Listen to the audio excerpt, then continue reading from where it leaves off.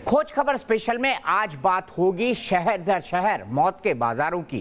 कैसे देश के अलग अलग शहरों में सकरी गलियों में चल रहे हैं मार्केट, होटल और कोचिंग इंस्टीट्यूट, जहां अगर कोई हादसा हो गया तो समझो भगवान ही मालिक है, क्योंकि ऐसे इलाकों में न तो फायर ब्रिगेड पहुंच सकती है न तो एम्बुलेंस जा सकती है। ऐसे में सोचिए अगर दिल्ली के फिल्मिस्तान जैसी आग धधक गई तो क्या होगा। देश के ज्यादातर शहरों में कहीं ना कहीं ऐसा मार्केट जरूर मिल जाएगा जहां इंसान के लिए पैर रखने तक की जगह नहीं होती है। छोटी छोटी गलियों में हजारों लोग नजर आते हैं और ये तस्वीरें पुलिस हर रोज देखती है। ये दृश्य स्थानीय प्रशासन के लिए कोई नया नहीं है, ये बात हमारी सरकारें भी जानती है, लेकिन इसे सिस्टम की लाचारी कहें या फिर अफसरों और सरकारों की लापरवाही कि कोई भी इन भीड़-भाड़ वाले इलाकों की तस्वीर बदलने के बारे में सोचता तक नहीं है। सबसे पहले आपको दिल्ली के उन इलाकों में लेकर चलते हैं जहां बरसों से ऐसे सकरे इलाकों में दुकानें, फैक्ट्रियां चल रही हैं जिनमें फायर सेफ्टी के नियमों का पालन तक नहीं होता।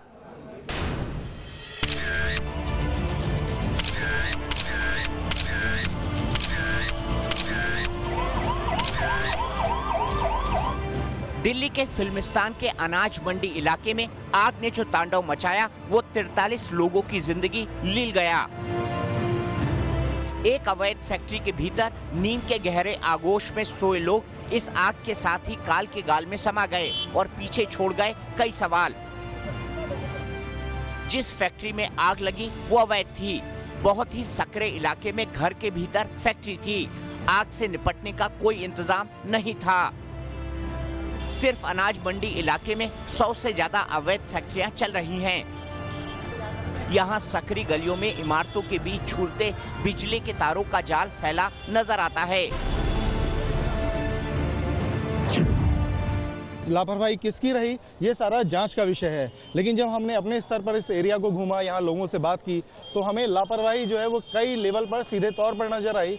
असल में एक सिंडिकेट नजर आ रहा है जिसके अंदर यहाँ बिल्डिंग माफिया है, BSES जो है, जो यहाँ पे बिजली सप्लाई करने वाली कंपनी है, उसका एक बहुत बड़ा गठजोड़ है, और उसके अलावा MCD का लाइसेंसिंग विभाग है, जिस वक्त इन तीनों के गठजोड़ से बताया जा रहा है कि इस का जो अनाज मंडी एरिया है ये कटरा आत्माराम के अंदर पड़ता है, जिसके अंदर मोल्डिंग की मशीनें चल रही हैं। करीब 150 मोल्डिंग मशीनें हैं जो कि इलीगल बताई जा रही हैं। ऐसा कहा जा रहा है कि इन मशीनों को BSES की सांठगांठ से चलाया जा रहा है। यही वजह है कि यहाँ पे कभी बिजली नहीं जाती है। तारों का आप हाल देख सकते हैं कि हाई वोल्टेज वायर्स हैं, जगह जगह इनको किस बेतरतीब तरीके से फैलाया गया है, इनके जरिए बिजली की सप्लाई दी जा रही है। रविवार को अनाज मंडी में हुए हादसे के बाद न्यूज नेशन ने इस इलाके का रियलिटी चेक किया तो सामने आया कि इस इलाके में कई ऐसी गलियां हैं जहां बेसमेंट में टायर के गोदाम हैं और ऊपरी मंजिल पर लोग रहते हैं। जिस गली में आग लगी उसके बगल में हम एक गली में हैं और यहाँ पर आपको नज़ारा दिखा रहे हैं कि किस तरह से यहाँ पर कहने को ये रेजिडेंशियल एरिया है, लेकिन यहाँ पर आप देखिए कितनी बड़ी संख्या में यहाँ पर टायर रखे हुए हैं। ये बताता है कि यहाँ पर किस तरह से अगर कभी खुदा ना खास्ता अगर यहाँ कोई घटना हो आग की ही, तो वो आग कितनी तेज़ी से फैलेगी इन टायरों की वजह से। तस्वीर आपके सामने है और हम लगातार ऑन कैमरा इस गली में बढ़ते जाएंगे, आपको दिखाते जाएंगे कि कहाँ कहाँ ये टायर लगातार इनका भंडार लगा हुआ है ऐसी सकरी पतली गलियों में। बात दरअसल ये भी है यहाँ के कई मकानों में बेसमेंट में टायर की फैक्ट्रीज हैं या फिर टायर के गोदाम हैं जहाँ पर टायर रखे गए हैं। लेकिन फिल्मिस्तान सिर्फ एकमात्र इलाका नहीं है जहां धड़ल्ले से अवैध फैक्ट्रियां चल रही हैं। दिल्ली में कई ऐसे इलाके हैं जहां एक चिंगारी भी भड़की तो जान माल का भारी नुकसान हो सकता है। दिल्ली के सीलमपुर, शाहदरा, जाफराबाद, नरेला, लक्ष्मी नगर, चांदनी चौक, गांधी मार्केट, सदर बाजार, दरियागंज समेत कई ऐसे तंग इलाके हैं जहां रोजाना भीड़भाड़ रहती है। इन इलाकों की गलियों में दमकल की गाड़ी तो दूर, दोपहिया वाहन और रिक्शा बमुश्किल से पहुंच पाते हैं। ऐसे में सोचिए अगर आग जैसा कोई हादसा हो गया तो नतीजा और भी भयावह हो सकता है।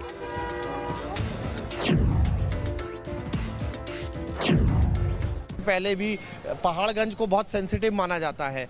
आप लोग ने किस तरीके से स्टेप उठाने की सोची है या कुछ अभी तक हुआ है या किस तरीके का इलाका है ये? पहले तो मैं इसमें बहुत दुख जताऊंगा जो ये हुआ है फिल्मिस्तान का हादसा, ये बहुत दुखदाई है।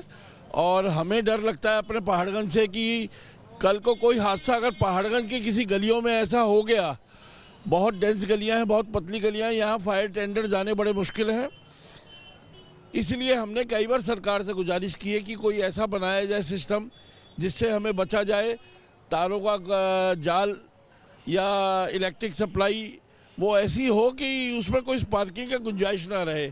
और अगर कोई खुदा न खास्ता ऐसा होता है तो फायर सिस्टम ऐसा हो जो हमारी गलियों तक अंदर तक पहुंच सके, जो हमें जो है इसमें रेस्क्यू कर सके और हमारे को आगे से फ्यूचर में सेफ्टी दे सके।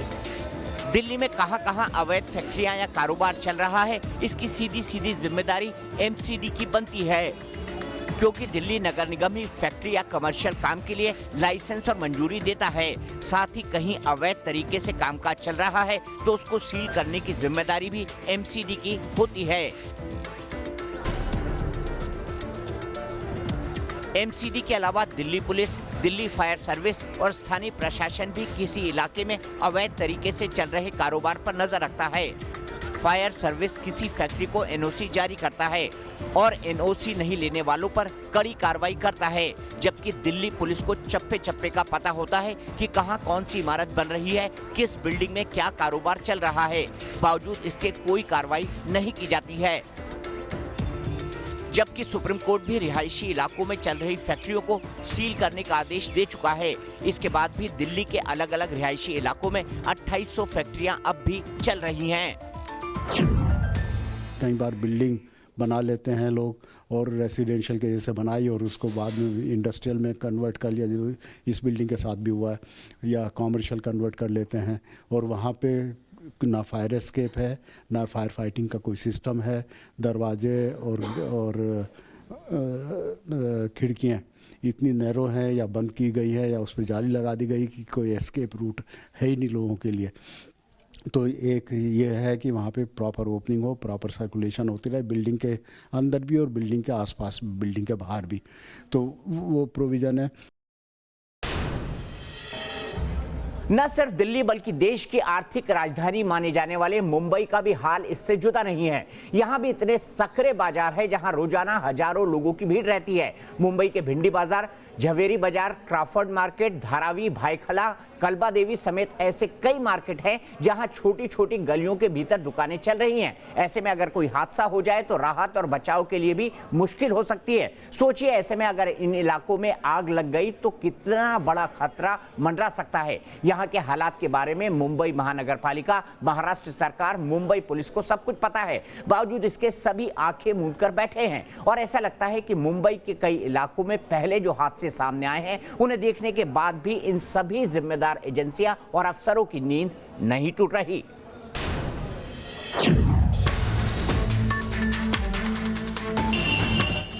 दक्षिण मुंबई का भिंडी बाजार, जहां इलेक्ट्रॉनिक्स का बड़ा मार्केट है। इस मार्केट में हर दिन हजारों लोगों का हुजूम नजर आता है। यहाँ इतनी सकरी गलियां हैं कि एक साथ 3-4 आदमी इस पार से उस पार नहीं जा सकते। इन गलियों में ही दुकानें चलती हैं। ऐसे में सोचिए अगर भिंडी बाजार इलाके में दिल्ली के फिल्मिस्तान इलाके जैसा अग्निकांड हो गया तो तबाही का क्या आलम होगा, इसका अंदाजा लगाना भी मुश्किल है।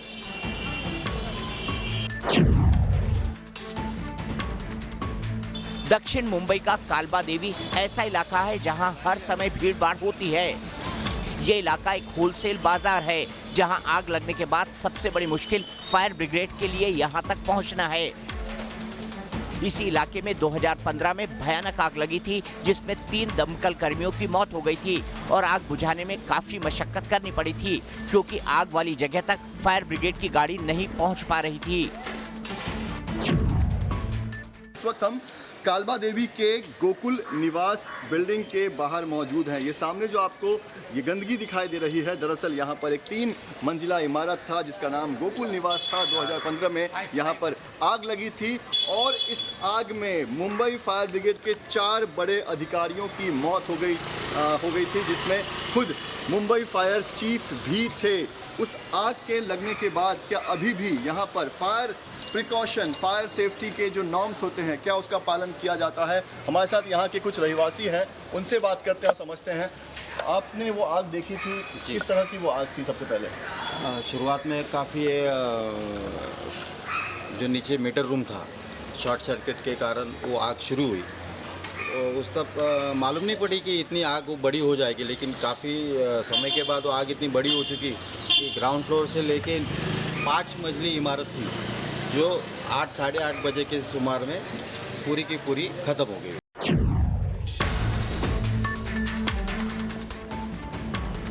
मुंबई के भात बाजार इलाके में हर रोज अनाज, ड्राई फ्रूट्स और कागज प्लेट समेत कई अन्य चीजों की होलसेल दुकानें हैं। यहाँ दुकान मालिकों ने ऐसा अवैध कब्जा कर रखा है कि गाड़ियों के आने जाने की जगह तक नहीं बची है। ऐसे में अगर भात बाजार इलाके में आगजनी जैसा हादसा सामने आ गया तो चंद पलों में आग कई दुकानों को चपेट में ले सकती है और दमकल विभाग चाहकर भी कुछ नहीं कर पाएगा, क्योंकि यहाँ फायर ब्रिगेड की गाड़ी के लिए रास्ता ही नहीं है। जो एनक्रोचमेंट की वजह से मैं दिखाऊं अगर यहाँ पे, तो ये एनक्रोचमेंट की वजह से जो सड़कें हैं वो पूरी तरह से सकरी हो चुकी हैं। और यदि दिल्ली जैसी कोई दुर्घटना यहाँ पर होती है तो जाहिर तौर पर फायर ब्रिगेड की गाड़ियों को यहाँ पर ना तो घूमने का मौका मिलेगा और ना ही फायर फाइटिंग की जगह मिलेगी। जाहिर है ऐसे सिचुएशन में कैजुअलिटी जो है वो बढ़नी लाजमी है। यह पहला अगर मुंबई की बात करें तो साउथ मुंबई में इससे पहले भी इस तरह के कई दुर्घटनाएं हो चुकी हैं, जहां पर कैजुअलिटी जो है वो ज़रूरत से ज़्यादा, यानी कि कैजुअलिटी की अगर बात करें तो सिर्फ अवैध एनक्रोचमेंट की वजह से, फायर ब्रिगेड की गाड़ियों को देरी से पहुंचने की वजह से जो कैजुअलिटी है वो बढ़ी हुई है। तो ऐसे में कहीं ना कहीं दिल्ली की दुर्घटना से लोगों को सबक लेने की ज़रूरत है। इसके अलावा मुंबई में कई ऐसी जगह हैं जहां एक वक्त में लाखों लोग मौजूद रहते हैं। मुंबई का झवेरी बाजार देश में गहनों का सबसे बड़ा बाजार है। यहां तंग गलियों में हर दिन भीड़ भाड़ रहती है, जबकि साकीनाका और डोंगरी में ऐसी कई सकरी गलियां हैं जो आगजनी जैसे किसी हादसे के बाद मुसीबत बन सकती हैं। हमारी पड़ताल में मुंबई में ऐसे कई डेथ चैम्बर सामने आए हैं, लेकिन बृहन मुंबई नगर पालिका की लापरवाही कहे या फिर जानबूझकर नजरअंदाज करना, क्योंकि यहाँ महाराष्ट्र सरकार की नाक के नीचे से धड़ल्ले से कारोबार हो रहा है और कोई भी एक्शन लेने की हिम्मत नहीं कर रहा है। ऐसे में लगता है कि बीएमसी से लेकर मुंबई पुलिस सभी मिली भगत करके किसी हादसे का इंतजार कर रहे हैं। अभी जो हम देख रहे हैं फोकस है जो गवर्नमेंट का, क्योंकि एक तो वो फिक्स करें कि रिस्पांसिबिलिटी किसकी होगी, और रिस्पांसिबिलिटी में जैसे म्यूनसिपल कॉरपोरेशन का काम है लाइसेंस इशू करना इंडस्ट्री एरिया के लिए, या मिक्स लैंड यूज़ अप्रूव करना, बिल्डिंग एक्टिविटी देखना, इलीगल बिल्डिंग एक्टिविटी तो नहीं है, और अगर इलीगल है भी तो उसका स्ट्रक्चरल सेफ्टी और फायर सेफ्टी इंश्योर किया जाए कि वो दोनों उसमें ठीक हैं। लोकल एरिया का प्लान बनाने की जिम्मेदारी वो म्यूनसिपल कॉरपोरेशन की है कि जो भी ये एरिया है, मोहल्ला कहते हैं हम या वार्ड कहते हैं, उसका एक लोकल एरिया प्लान बनेगा, ताकि जो हमारी थ्योरीज़ हैं, मास्टर प्लान के जो कॉन्सेप्ट्स हैं, प्रिंसिपल्स हैं, उसका ट्रांसलेशन एक्चुअल ग्राउंड पे क्या हो रहा है वो उस तरह से किया जाए। राजस्थान की राजधानी जयपुर में भी कई इलाके ऐसे हैं जहां बहुत ज्यादा पब्लिक मौजूद रहती है। ऐसा ही एक इलाका है पुरोहित जी का कटला मार्केट। यहां आसपास कई दुकानें हैं, हजारों की तादाद में लोग एक समय में खरीदारी करने पहुंचते हैं। इस मार्केट में गलियां इतनी सिकुड़ी हुई हैं कि लोग पैदल भी नहीं चल सकते। ऐसे में बाइक या कार को गुजारना तो संभव ही नहीं। अब अगर इस मार्केट में आग लग गई या कोई हादसा हो गया तो यहाँ लोगों तक मदद कैसे पहुंचेगी, इसकी कल्पना भी नहीं की जा सकती। हालांकि कई दुकानों पर आग से निपटने के इंतजाम किए गए हैं, लेकिन जितना विशाल ये मार्केट है उसके मुकाबले ये कुछ भी नहीं। तभी तो दिल्ली के फिल्मिस्तान इलाके में लगी आग को देखने के बाद जयपुर के व्यापारियों में भी आग की आशंका से डर का माहौल है। जयपुर में पुरोहित जी का कटला मार्केट, ये रिहायशी के साथ साथ कमर्शियल इलाका भी है। ये वो जगह है जहां एक वक्त में हजारों लोगों की मौजूदगी रहती है। यहाँ हजारों दुकानें हैं, अधिकतर कपड़े की दुकानें हैं। इस बाजार में कई गलियां इतनी सकरी हैं जहां पैदल चलना भी मुश्किल है। यहां फायर ब्रिगेड एम्बुलेंस नहीं पहुंच पाती है। ऐसे में अंदाजा लगाया जा सकता है कि अगर आगजनी हो जाए तो यह तस्वीर कितनी भयानक होगी। फिलहाल मैं मौजूद हूं पुरोहित जी के कटला में, और यहाँ फिलहाल तस्वीरों में देख सकते हैं कि मुझे पैदल चलना ही कितना मुश्किल हो रहा है। अगर यहाँ दिल्ली जैसा हादसा हो जाए तो आप अंदाज़ा लगा सकते हैं किस तरह लोगों के पास मदद पहुँचेगी। एम्बुलेंस, फायर ब्रिगेड पहुँचने की तो कल्पना ही नहीं कर सकते, क्योंकि अब पैदल चलना ही बहुत मुश्किल है। यहाँ व्यापारी खुद अपने स्तर पर ही आग से बचने के उपाय कर रहे हैं, लेकिन जिस तरह का यह बाजार है वहाँ एक चिंगारी भी हजारों लोगों की जान ले सकती है। दिल्ली में हुए अग्निकांड के बाद जयपुर के व्यापारियों को भी यही चिंता सता रही है। यहाँ कोई सुरक्षा नहीं है, न तो फायर ब्रिगेड का, न बिजली की स्पार्किंग हो जाती है तो भी यहाँ पे कंप्लेंट करने के बाद भी काफ़ी देर बाद आते हैं। मेन गेट बंद हो जाते हैं, पब्लिक आती है, दिन में बंद हो जाता, जब गिराकी होती है जब बंद हो जाता है, और कभी हादसा भी हो जाए तो कुछ पता नहीं पड़ेगा किस हादसा हुआ। सरकार की तरफ से तो नहीं, सब अलाउ कर रखा है, थाने की तरफ से बोल रखा है कि सब वो सिलेंडर रखो, आप सब दुकानों में अलाउ कर रखा है। भारत में आग लगने की घटना अक्सर सामने आती है और कई हादसों में लोगों की जान भी जा चुकी है। मौत का आंकड़ा बढ़ने के पीछे सबसे बड़ी वजह है फायर सेफ्टी इंफ्रास्ट्रक्चर में कमी। भारत में आग लगने से होने वाली मौत को लेकर ज्यादातर एजेंसियां और लोग गंभीरता नहीं दिखाते। फायर सेफ्टी इंफ्रास्ट्रक्चर को लेकर पहला डाटा 2012 में पेश किया गया था। 2012 के आंकड़े के मुताबिक देश में कुल 2,987 फायर स्टेशन हैं, जबकि जरूरत 8,559 की है। इंडिया रिस्क सर्वे 2017 के मुताबिक आग से होने वाले हादसों को 5वें नंबर पर रखा गया है।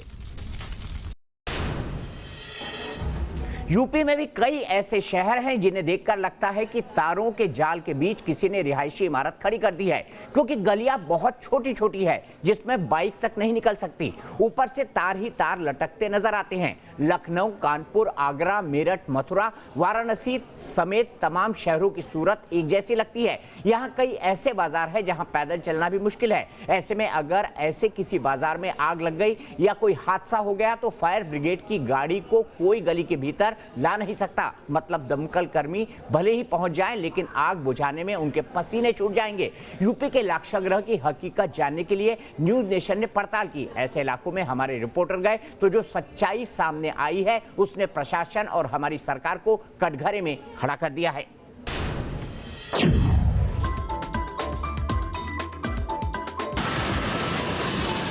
यूपी की राजधानी लखनऊ में ऐसी अनगिनत गलियां हैं जहां दुर्घटना के समय किसी भी तरह की मदद पहुंचाना नामुमकिन है। अमीनाबाद के मोहन मार्केट, प्रताप मार्केट और गड़बड़ झाले की तंग गलियों में कोई गाड़ी पहुंच नहीं सकती। आर्टिफिशियल ज्वेलरी और प्लास्टिक क्रॉकरी के इस मार्केट में पैदल चलना भी मुश्किल है। ऐसे में कोई हादसा हो गया तो राहत और बचाव काम कैसे होगा, ये भगवान भरोसे है। दिल्ली में आग लगने की वजह से 40 से ज्यादा लोगों की मौत हो गई है, लेकिन लखनऊ में भी कई ऐसी बाजारें हैं जो तंग गलियों में हैं, जहां पर अगर कोई हादसा हो जाए तो फायर ब्रिगेड का पहुंचना मुश्किल ही नहीं नामुमकिन है। ऐसे ही गड़बड़ झाला मार्केट है, आप देख सकते हैं कि यहाँ पर प्लास्टिक के सामान की बाजार है और बेहद तंग गली में ये बाजार है। शाम और दोपहर में यहाँ पर बहुत ज़्यादा भीड़ लगती है, पैदल चलना भी मुश्किल होता है। तो ऐसे में अगर कोई हादसा होता है फायर ब्रिगेड कैसे पहुंचेगी, ये बहुत अपने आप में बड़ा सवाल है। लेकिन उसके बावजूद अभी देखिए कि लोग जो है सबक सीखने को तैयार नहीं है। बीच में ही बाजार में ही यहाँ पर तमाम जो कूड़ा इकट्ठा किया गया है उस कूड़े को आग लगा दी गई है। रोड पे इतनी जाम रहता है, इतना ट्रैफिक और इतना इंक्रोचमेंट है कि आदमी के पैदल निकलना मुश्किल है। आप लोग ने कभी डिमांड करी है ये जो अतिक्रमण है ये हटाने की? कभी सर हम लोग ने बहुत करा, मगर अब यह है कि कौन किसकी सुनता है। यहाँ से लेके वहाँ तक देखा जाए कि इम्प्रूवमेंट ही है। कल को कोई आग लगती है तो मतलब फायर ब्रिगेड क्या, मतलब सब सामान दुकानें अंदर जाती हैं तब फायर ब्रिगेड अंदर आती है। आगरा के लोहार गली मार्केट में तो पैर रखने की जगह तक नहीं मिलती। ऐसा नहीं कि बहुत ज्यादा भीड़ होने से ये हालात हैं। खोज खबर स्पेशल में आज के लिए इतना ही, लेकिन न्यूज नेशन एक ऐसा चैनल है जहां पर खबरों का सिलसिला कभी नहीं थमता।